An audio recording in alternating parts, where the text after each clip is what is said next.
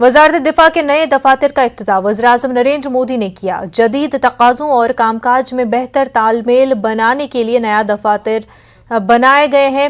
इफ्तिताही तकरीब से खिताब करते हुए वज़ीर-ए-आज़म नरेंद्र मोदी ने कहा कि नया दफातर जदीद सहूलतों से लैस है और दफ्तरी कामकाज में आसानी होगी। वज़ीर-ए-आज़म के मुताबिक ईज ऑफ लिविंग और ईज ऑफ डूइंग बिजनेस की बात की जाती है। इसके हुसूल के लिए जदीद इंफ्रास्ट्रक्चर का भी अहम किरदार है। वज़ीर-ए-आज़म ने कहा कि सिर्फ 12 महीनों में तामीराती काम मुकम्मल हुआ।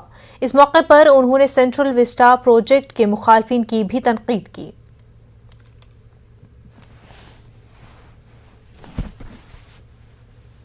आरसीसी निर्माण की तुलना में जो निर्माण में माननीय आज हम देश की राजधानी को नए भारत की आवश्यकताओं और आकांक्षाओं के अनुसार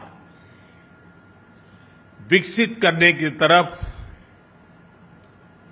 एक महत्वपूर्ण कदम बढ़ा रहे हैं। ये नया डिफेंस ऑफिस कॉम्प्लेक्स हमारी सेनाओं के कामकाज को अधिक सुविधाजनक, अधिक प्रभावी बनाने के प्रयासों को और सशक्त करने वाला है।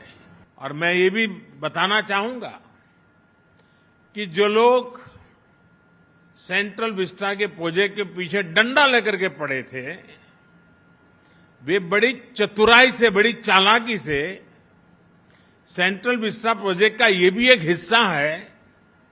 7,000 से अधिक सेना के अफसर जहां काम करते हैं, वो व्यवस्था विकसित हो रही है, इस पर बिल्कुल चुप रहते थे, क्योंकि उनको मालूम था कि जो भ्रम फैलाने का इरादा, झूठ फैलाने का इरादा है, जैसे ही इस बात की सामने आएगा तो फिर उनकी सारी गपबाजी चल नहीं पाएगी। किसी भी देश की राजधानी उस देश की सोच, उस देश के संकल्प, उस देश का सामर्थ्य और उस देश की संस्कृति के प्रतीक होती है।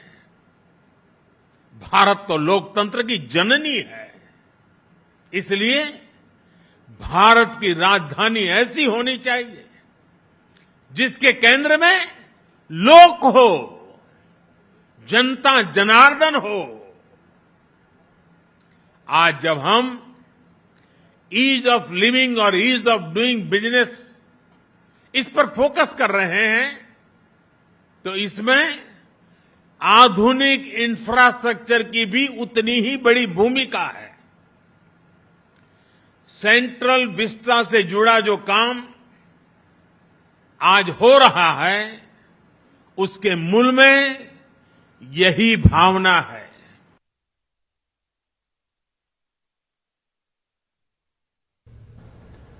और इन वैरकों हॉटमेंट्स में ऑफिशियल्स 70 वर्षों से लगातार काम करते चले आ रहे थे और बिल्डिंग्स इतनी जर्जर हो गई थी कि टूटने के कगार पर थी। कभी कभी तो मुझे भी इसकी शिकायतें रक्षा मंत्री होने के नाते प्राप्त हुई हैं। यह हमारे अधिकारियों की वर्किंग कंडीशन को भी प्रभावित करता था। और इस हॉटमेंट का फैलाव सेंट्रल विस्टा की 91 एकड़ भूमि पर, जैसा मुझे बताया गया है, जिसके कारण इस जगह का जो ऑप्टिमम यूटिलाइजेशन जितना होना चाहिए था, उतना ऑप्टिमम यूटिलाइजेशन इसका नहीं हो पा रहा था। लेकिन जैसा मैंने कहा कि आपने ही अपनी दृढ़ इच्छा शक्ति का परिचय देते हुए अपनी काल्पनिक क्षमता के आधार पर इतना बड़ा यह फैसला किया है, जिसके परिणाम स्वरूप यह कॉम्प्लेक्स बनकर तैयार हुआ है। जैसा आपको बताया गया है कि 7,000 से अधिक कर्मचारी और अधिकारी इस कॉम्प्लेक्स में पहले की अपेक्षा कहीं अधिक अच्छी वर्किंग कंडीशन में, अधिक इफिशिएंसी के साथ वह काम कर सकेंगे।